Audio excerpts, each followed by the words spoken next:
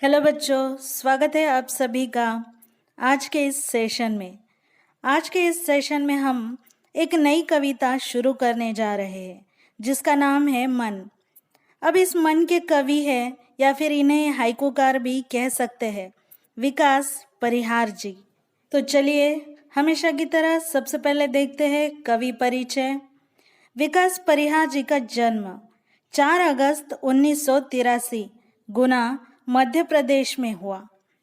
अब विकास परिहार जी ने 2000 से 2006 तक भारतीय वायु सेना को अपनी सेवाएं दी। फिर पत्रकारिता के क्षेत्र में यानी जर्नलिज्म के क्षेत्र में उतरने के बाद वे रेडियो से जुड़े रहे। अब साहित्य में खास रुचि होने के कारण ये नाट्य गतिविधियों से भी जुड़े हुए हैं।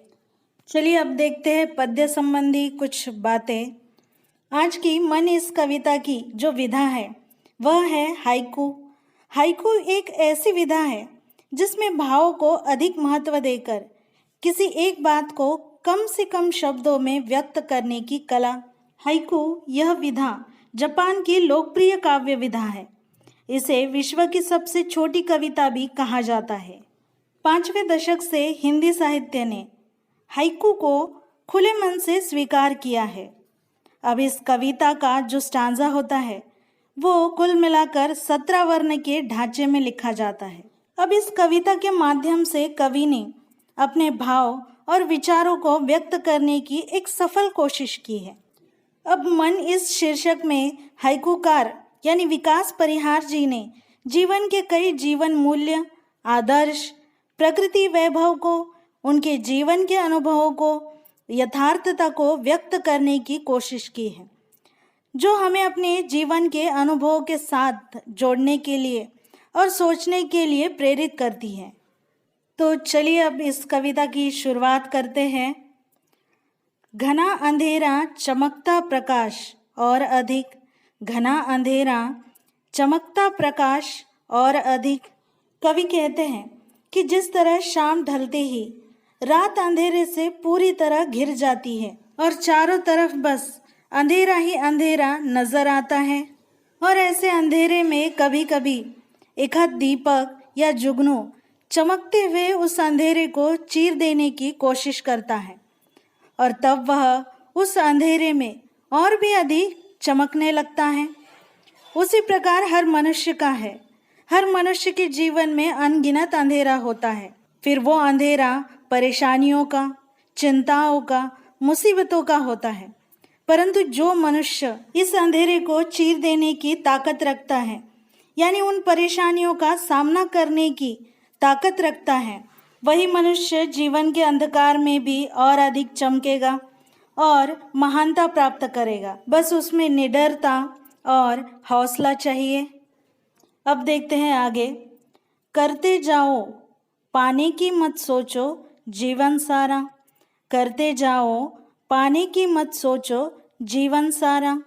अब संस्कृत में एक सुवचन है कि कर्मण्ये वाधिकारस्ते मा फलेषु कदाचन, और इसी सुवचन के अनुसार कवि विकास परिहार जी ने जीवन का सही सार बताने की कोशिश की है, यानी सही मायनों में जीवन का अर्थ बताने की कोशिश की है।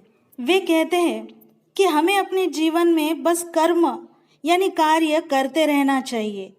फल कभी न कभी मिल ही जाएगा। यदि फल के बारे में सोचते रहे तो कर्म और जीवन का आनंद गवा बैठोगे।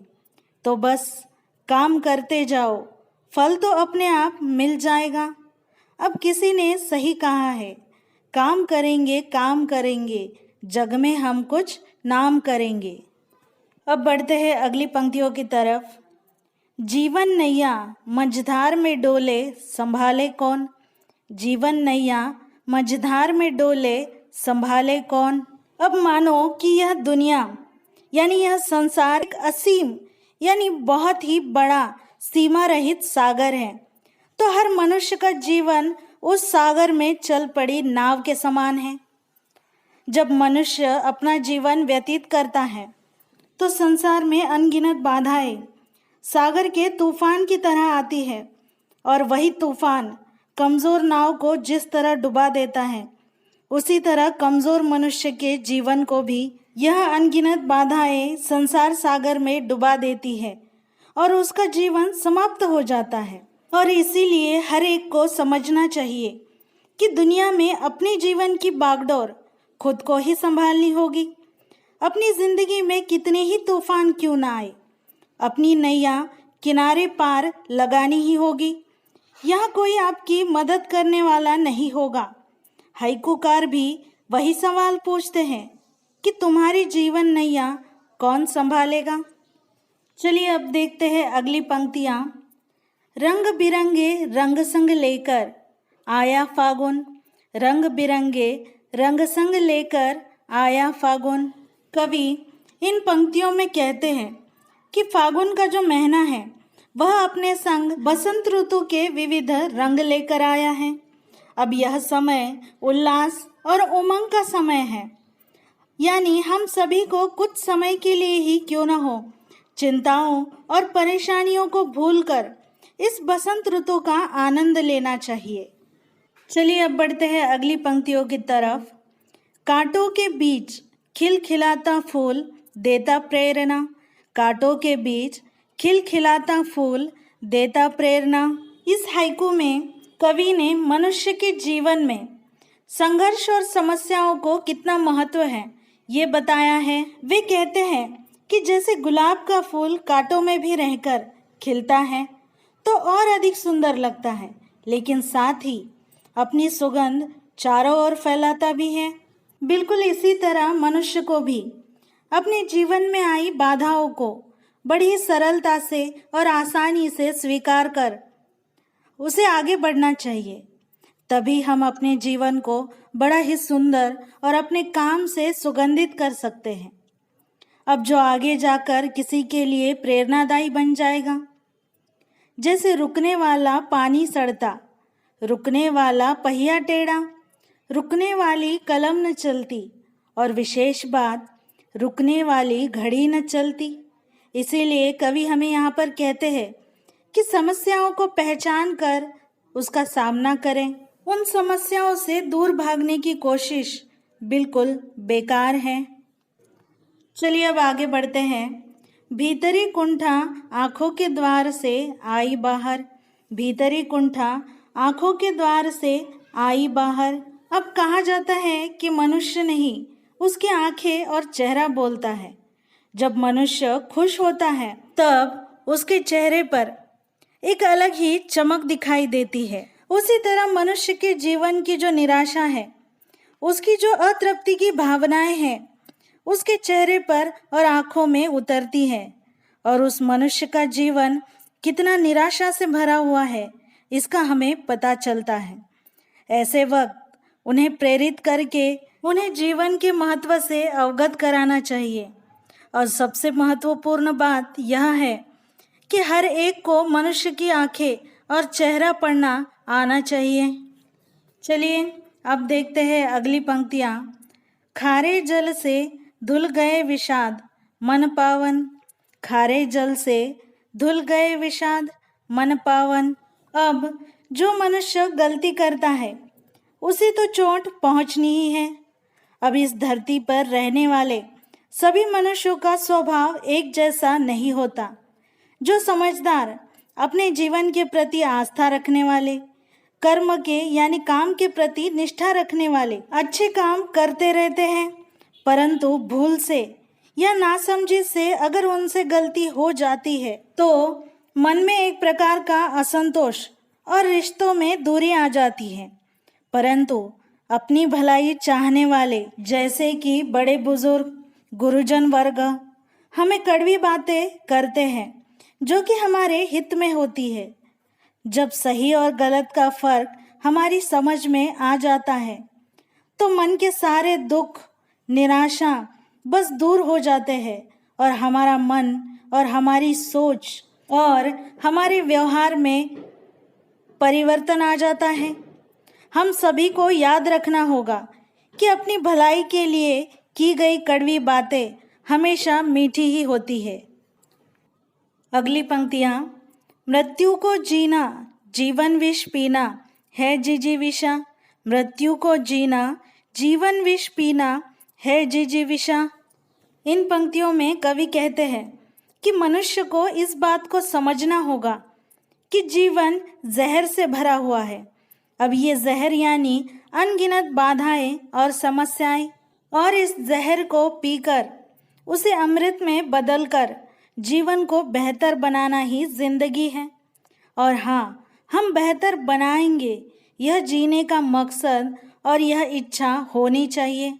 अब मृत्यु जिस प्रकार अंतिम सत्य कहा जाता है, तो इसे ही जिंदगी बनाकर जीने का जज्बा रखना होगा, तभी जीवन सफल हो जाएगा। आगे की पंक्तियाँ, मन की पीड़ा छाई बन बादल बरसी आंखें, मन की पीड़ा छाई बन बादल बरसी आंखें। अब इन पंक्तियों में कवि ने मनुष्य के स्वभाव की विशेषताएं बताते हुए इस हाइकू में कहा है कि मनुष्य का जो मन होता है वो जब भी वेदना, दर्द या फिर किसी कठिनाई या पीड़ा को महसूस करता है तो स्वाभाविक उसकी आंखों से आंसू निकलते हैं और उसका मन दुखी होता है। हमें मनुष्य के दुख से दुखी और सुख से सुखी होना चाहिए, परंतु हमें दूसरों के दुख दूर करने की कोशिश हर हाल में अब देखते हैं अगली पंक्तियां। चलती साथ पटरियां रेल की फिर भी मौन, चलती साथ पटरियां रेल की फिर भी मौन। अब ये जो मनुष्य का जीवन है, इस मनुष्य के जीवन में सुख और दुख रेल की पटरी की तरह होते हैं। रेल की पटरियां साथ में चलती तो है, परंतु कभी एक नहीं होती, और जहाँ होती हैं वहाँ रेल नहीं होती। उसी तरह मनुष्य के जीवन में सुख और दुख बराबर यानी साथ साथ चलते हैं, पर एक नहीं होते, और जहाँ होते हैं वहाँ उसके अस्तित्व पर शंका उपस्थित की जाती है। जैसे नदी के दो तीर कभी एक नहीं होते, जब पानी सूख जाता है तो उसके दो तीर रहते ही नहीं, और उस नदी को नदी नहीं कहा जाएगा, नाम की ही नदी रह जाएगी। पर उसके अस्तित्व पर शंका उठती है कि कभी वो नदी वहाँ पर थी भी। और इसीलिए मनुष्य को समझना होगा कि सुख दुख एक समान है, और उसे यह सत्य जानकर उसे स्वीकार कर अपना जीवन जीना चाहिए। आगे बढ़ते हैं।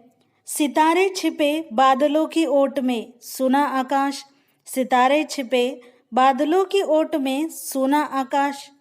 अब अपने जीवन की खुशियों को बड़े ही अलग ढंग से व्यक्त करने की एक सफल कोशिश इस हाइकू में की गई है।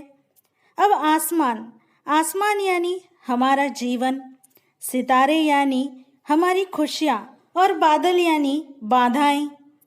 अब आसमान, सितारे और ये बादल, इनके रूप में जीवन की अहम बात बताने की यहाँ पर कोशिश की है। अब परिहार जी कहते हैं कि जीवन रूपी आकाश पर जब खुशियों के तारे चमकते हैं तो जीवन आनंद अवर्णनीय होता है। अवर्णनीय यानी जिसका वर्णन किया ही नहीं जा सकता, परंतु हर सुख बिल्कुल क्षणिक होता है, कुछ पल के लिए होता है। उसके ऊपर दुख के बादल छा जाते हैं तो जीवन निराशा से घिर जाता है, बिल्कुल उस सूने आकाश की तरह बन जाता है, जिसके चलते मन बड़ा ही परेशान और दुखी हो उठता है।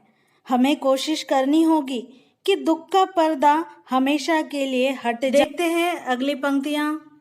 तुमने दिए जिन गीतों को स्वर हुए अमर, तुमने दिए जिन गीतों को स्वर हुए अमर। अब अपना जीवन, अपने जीवन में अपने परिजन, हित चिंतक जो हमारे स्नेही होते हैं या फिर अन्य प्रिय व्यक्तियों का होना अत्यंत आवश्यक होता है। अब इनके बगैर कोई भी मनुष्य अपना जीवन सफलता से नहीं जी सकता। उन्हीं की सहायता से ही हम अपने जीवन को एक बल प्रदान करते हैं। ऐसे लोगों के प्रति हमें कृतज्ञ होना चाहिए और हमें उन्हें कभी भूलना नहीं चाहिए। उन्हीं लोगों के साथ बीती बिताई बातें जीवन संघर्ष अपने जीवन के अमर गीत बन जाते हैं। इस हाइकू में अच्छे लोगों के साथ को अपने जीवन के गीतों के स्वर कहा गया है। अब बढ़ते हैं इस पद्य की आखिरी हाइकू की तरफ। सागर में भी रहकर मछली प्यासी ही रही, सागर में भी रहकर मछली प्यासी ही रही। इस हाइकू के माध्यम से हाइकूकार ने जीवन की सबसे महत्वपूर्ण और ऊंची बात को रखते हुए कहा है कि पानी में रहने वाली मछली जिसका जीवन ही पानी है, वह समंदर में रहती है परंतु खारा पानी पी नहीं सकती। उसे मीठे पानी की तलाश में समंदर की गहराई तक जाना होगा। उसी तरह मनुष्य का जीवन उस खारे समंदर की तरह होता है। सुख तो है परंतु पा नहीं सकते। उसे ढूंढने के लिए दुख की गहराई तक जाना होगा, अन्यथा सुख के लिए प्यासे ही रहोगे। उसी तरह मनुष्य की आकांक्षाएं, उसकी इच्छाएं कभी मिटती नहीं है। सोच समझकर जिंदगी के खारे समंदर में जीना सीखना होगा। ये थी आज की मन यह कविता, जो कि यहाँ पर समाप्त हो चुकी है। तो चलिए बच्चों, आज का यह सेशन यहीं पर समाप्त करते हैं। मिलते हैं अगले सेशन में। तब तक के लिए धन्यवाद, थैंक यू, आभारी आहे।